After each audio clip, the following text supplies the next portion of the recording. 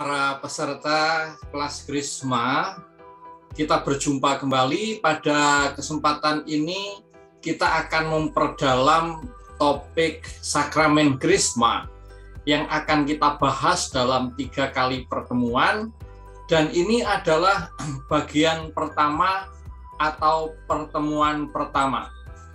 Untuk memulainya, marilah kita membuat tanda salib. Dalam nama Bapa dan Putra dan Roh Kudus. Amin.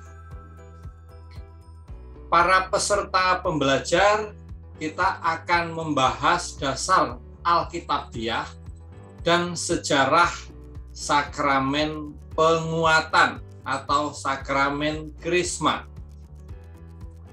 Seluruh pokok pembahasan kita di dalam 3 pertemuan akan membahas dasar Alkitabiah sakramen penguatan, sejarah sakramen penguatan, materia dan forma sakramen penguatan, dan yang keempat adalah makna sakramen penguatan. Pada kali ini, video ini kita akan membahas dasar Alkitabiah sakramen penguatan dan sejarah sakramen penguatan itu sendiri. Anak-anak, sakramen penguatan atau sakramen Krisma itu terkait dengan sakramen apa? Sakramen yang pertama kali kita terima, yaitu sakramen apa? Ya, sakramen baptis. Sakramen penguatan itu sebenarnya sesungguhnya mengembangkan, menguatkan, dan melengkapi sakramen baptis. Karena itu maka bersama dengan sakramen Ekaristi, sakramen baptis dan sakramen penguatan itu disebut sebagai sakramen inisiasi gereja. Jadi sakramen inisiasi gereja itu ada 3 dengan urutannya: sakramen baptis, sakramen Ekaristi, berarti ini yang komuni pertama, dan yang ketiga ini adalah sakramen penguatan. Nah, sesungguhnya apa yang menjadi dasar Alkitabiah atau dasar kitab suci untuk sakramen, praktek sakramen Krisma ini? Ada 3 hal. Yang pertama adalah peristiwa Pentakosta. Peristiwa Pentakosta atau turunnya Roh Kudus itu nanti akan kita lihat. Lalu subjek siapa-siapa saja yang mendapatkan pencurahan Roh Kudus dan bagaimana proses terjadinya turunnya Roh Kudus itu. Ini yang akan kita bahas. Kapan sih Roh Kudus itu turun? Itu pertama kali sebenarnya Roh Kudus itu turun pada saat Yesus dibaptis oleh Yohanes.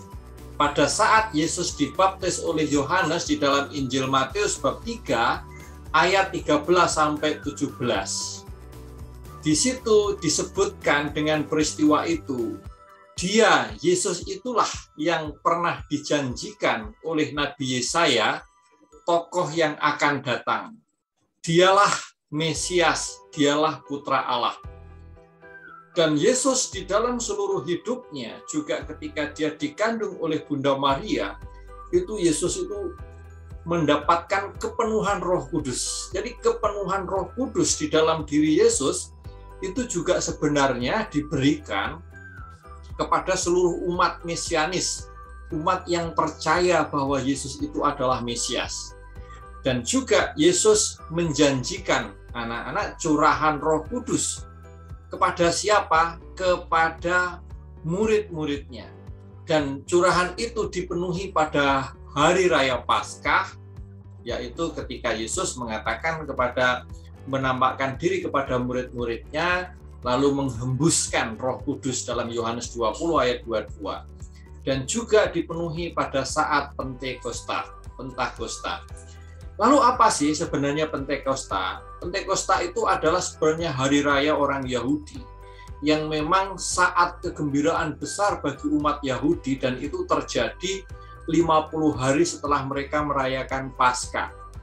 Nah, pemenuhan atas janji Yesus itu akan mengirim Roh Kudus Sehingga Pentakosta itu sebenarnya menjadi apa tadi? Pemenuhan atas janji Yesus bahwa Yesus akan mengirimkan Roh Kudus.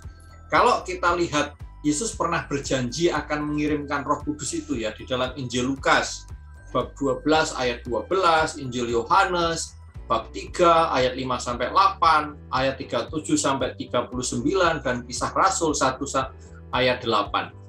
Lalu mereka berkumpul dan berdoa. Siapa mereka itu? Adalah rasul-rasul. Itu Kisah Rasul 1 ayat 14. Dan pada saat mereka berkumpul, pada saat mereka bersama-sama berdoa, Roh Kudus turun kepada para rasul. Peristiwa turunnya Roh Kudus atas diri para rasul yang disebut Pentakosta itu Kisah Rasul 2 ayat 1 sampai 13. Dan ini kalau kita memperdalam ini anak-anak Pentakosta, pencurahan Roh Kudus turun atas para rasul, ini juga kelahiran, disebut kelahiran gereja. Nah, sekarang kita akan melihat, bertanya, siapa sih yang mendapatkan pencurahan Roh Kudus pada saat itu? Anak-anak bisa melihat di dalam Kisah Rasul 1 ayat 13 sampai 14. Mereka itu adalah Petrus dan Yohanes, Yakobus dan Andreas, Filipus dan Thomas, Bartolomeus dan Matius, Yakobus bin Alfeus, Simon orang Zelot, Yudas bin Yakobus, sehingga ada 11 orang, 11 murid. Dan ditambah beberapa perempuan, serta Maria ibu Yesus, dan dengan saudara-saudaranya. Jadi itulah orang-orang murid-murid Yesus, orang-orang dekat yang mendapatkan pencurahan Roh Kudus. Lalu bagaimana terjadinya? Kalian bisa lihat, kita bisa lihat di dalam Kisah Rasul 2 ayat 2 sampai 4. Di situ disebutkan tiba-tiba turunlah dari langit suatu bunyi seperti tiupan angin keras. Tiupan angin keras.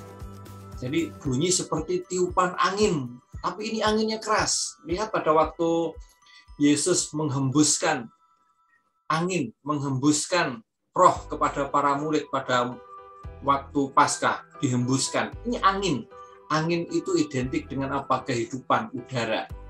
Kalau nggak ada udara, nggak ada angin, manusia makhluk hidup nggak bisa hidup. Jadi turunlah dari langit suatu bunyi seperti tiupan angin keras yang memenuhi seluruh rumah di mana mereka duduk, dan tampaklah kepada mereka apa? Lidah-lidah seperti nyala api yang bertebaran dan hingga pada mereka masing-masing. Lidah-lidah seperti nyala api. Dan tentu ini bukan api ya, kalau api membakar, tapi seperti nyala api. Kalian bisa ingat kisah di dalam Perjanjian Lama saat Musa mendapatkan penampakan Allah dalam bentuk apa? Dalam bentuk nyala api ya, tapi semak itu tidak terbakar nyala api itu. Lihatlah, sama. Jadi roh Allah, kehadiran Allah, lidah-lidah seperti nyala api ini juga kehadiran Allah. Roh Kudus itu kehadiran Allah. Dan penuhlah mereka dengan Roh Kudus. Lalu mereka mulai berkata-kata dalam bahasa-bahasa lain seperti yang diberikan oleh Roh itu kepada mereka untuk mengatakan. Itu proses terjadinya turunnya Roh Kudus. Dan mereka mendapatkan itu kan sebelumnya dikatakan bahwa apa yang mereka lakukan? Mereka lakukan adalah berkumpul dan berdoa. Nah, Kisah Para Rasul bab 8 ayat 14 sampai 17. Kita akan melihat di situ Petrus dan Yohanes mencurahkan Roh Kudus dengan meletakkan tangan kepada orang-orang Samaria.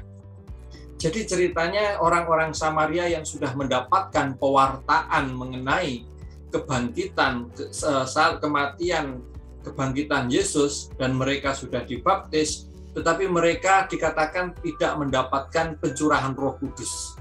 Maka Petrus dan Yohanes ini datang ke orang Samaria itu. Lalu mereka meletakkan tangan kepada orang-orang Samaria, dan orang-orang Samaria itu mendapatkan pencurahan Roh Kudus. Itu artinya apa sih? Ada dua makna, anak-anak. Yang pertama bahwa menunjukkan bahwa orang Samaria itu bersatu dengan gereja Yerusalem di mana Petrus sebagai pemimpin gereja. Jadi kalau kita mendapatkan pencurahan Roh Kudus atau sakramen penguatan, kita juga secara definitif, secara jelas, secara resmi, secara kentara banget mempunyai iman para rasul dengan pemimpin satu, yakni Paus sebagai wakil Tuhan. Lalu makna yang kedua, Roh Kudus diberikan kepada orang Samaria. Sekarang kita akan melihat sebuah tradisi atau penerusan praktek sakramen penguatan. Pertama, bahwa pemberian sakramen penguatan itu disatukan dengan sakramen baptis. Bahwa dulu itu sakramen penguatan disatukan dengan sakramen baptis. Jadi orang yang baru saja dibaptis langsung diberkati dengan minyak krisma di dahinya dan diakhiri dengan pelukan damai. Itu pada tahun 220 Masehi. Tetapi pada abad keempat, Paus Innocentius II itu memisahkan pemberian sakramen krisma dengan baptis. Krisma itu hanya diberikan oleh uskup, tetapi di dalam prakteknya masih terjadi 3 sakramen inisiasi diberikan sekaligus. Tadi 3 sakramen inisiasi apa saja? Sakramen baptis, sakramen ekaristi, dan sakramen krisma. Nah, hanya saja pada abad ke-12 sakramen penguatan itu diberikan terpisah dengan sakramen baptis seperti sekarang. Jika saat baptis tidak bisa diberikan oleh uskup, tapi kalau pembaptisan itu diberikan oleh uskup, sakramen krisma langsung diberikan. Nah, berikut ini ada beberapa alasan kenapa sakramen penguatan itu dipisah dari sakramen baptis, sehingga kalian menerima sakramen krisma itu setelah kalian menerima ekaristi dan harus mengikuti pelajaran seperti sekarang. Pertama, karena uskup sering tidak bisa hadir memberikan sakramen inisiasi pada saat sakramen baptis, sakramen inisiasi sekaligus, maka sakramen penguatan diberikan secara terpisah dengan sakramen baptis. Itu alasan pertama. Lalu yang kedua, bahwa pengajaran komuni kudus, jadi seseorang sebelum menerima sakramen ekaristi, penerimaan komuni pertama, kan itu harus mendapatkan pengajarannya. Nah, pengajaran komuni kudus itu hanya dapat diberikan kepada anak-anak yang telah mencapai usia akal. Itu ditetapkan Konsili Lateran tahun 1215. Dan penundaan ini, penundaan dari sakramen baptis ke sakramen ekaristi, itu juga menjadi alasan pentingnya penundaan sakramen penguatan, bahwa sakramen penguatan itu sebagai sakramen orang dewasa. Itu alasan yang kedua. Lalu alasan yang ketiga, bahwa pemisahan ini ditegaskan kembali pada Konsili Lyon tahun 1274 bersama dengan ditetapkan 7 sakramen. Jadi penetapan 7 sakramen itu ada di mana? Ditetapkan dalam Konsili Lyon. Alasan agar memberi waktu, ini alasan berikutnya. Kenapa dipisahkan? Alasan agar memberi waktu persiapan yang layak bagi penerima sakramen penguatan. Jadi kenapa tidak langsung diberikan? Supaya apa? Ada waktu untuk memberikan persiapan yang layak untuk menerima sakramen penguatan.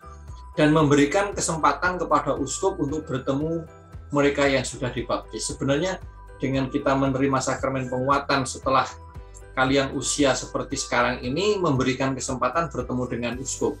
Tapi sayang untuk penerimaan krisma ini nanti bukan Bapak Uskup yang memberikan. Ini alasan kenapa tidak Bapak Uskup. Jika Bapak Uskup tidak bisa hadir, uskup bisa memberikan kuasa kepada para imam untuk tugas tersebut. Itu ditegaskan dalam KGK. KGK itu Katekismus Gereja Katolik anak-anak, nomor 1313. Nah, sebagai akhir dari pertemuan ini, silahkan kalian membuat refleksi. Bisa kalian tulis di bawah kolom komentar di YouTube-nya. Hal-hal apa yang sebaiknya Anda lakukan supaya kalian layak menerima sakramen krisma. Nah, untuk bisa menjawab pertanyaan ini, silahkan kalian baca di Kisah Rasul 1 ayat 14.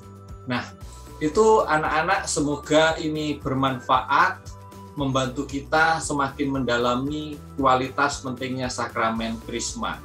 Pertemuan berikutnya, video berikutnya, kita akan bicara tentang materia dan forma, apa itu. Nah, semoga kalian mendapatkan informasi yang berharga dan selamat membuat refleksi. Mari kita tutup dengan tanda salib. Dalam nama Bapa dan Putra dan Roh Kudus. Amin. Berkah dalam dan Tuhan memberkati kita.